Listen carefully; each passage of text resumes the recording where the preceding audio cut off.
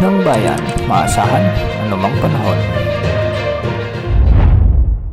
Magandang araw po sa ating lahat. Narito na ang latest update sa lagay ng ating panahon ngayon at sa magiging lagay ng ating panahon sa susunod na 24 oras. Sa kasalukuyan ay may nakakaapektong Intertropical Convergence Zone o ITCZ sa Southern Mindanao, samantalang easterlies naman ang nagdadala ng malinsangan o mainit na panahon sa nalalabing bahagi ng bansa. Dahil nga sa umiiral na Intertropical Convergence Zone ay asahan ang maulap na papawirin na may mga kalat-kalat na pagulan at thunderstorms sa may Caraga Region, Davao Region, sa may Sarangani, Sultan Kudarat, sa may Basilan, Sulu kasama na ang Tawi-Tawi. Pinag-iingat natin ang ating mga kababayan dito sa banta o posibilidad ng mga biglang pagbaha o pagguho ng lupa, lalo na kung may mga katamtaman hanggang sa kung minsan ay malalakas na pag-ulan.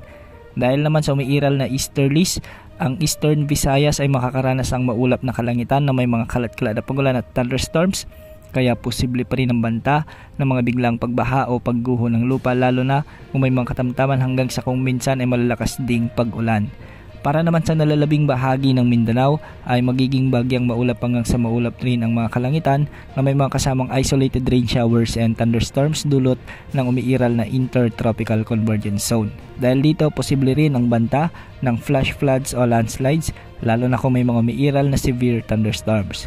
Para naman sa Luzon ay malinis naman ang mga kaulapan sa bahagi ng Luzon, ngunit may mga kalat-kalat lamang na mauulap na panahon at kalat-kalat na mahinang pag-ulan at minsan ay sinasabayan naman ng mga thunderstorms at dulot ito ng mairal na easterlies. Maraming lugar ngayon ang nakakaranas ng maalinsangan o napakainit na panahon, kaya pinag-iingat natin ang ating mga kababayan, lalo na yung may mga sakit. Hindi rin inaalis ang posibilidad ng mga biglang pagbaha o pagguho ng lupa, lalo na kung may mga katamtaman hanggang sa kung minsan ay malalakas na pag-ulan dulot ng mga severe thunderstorms.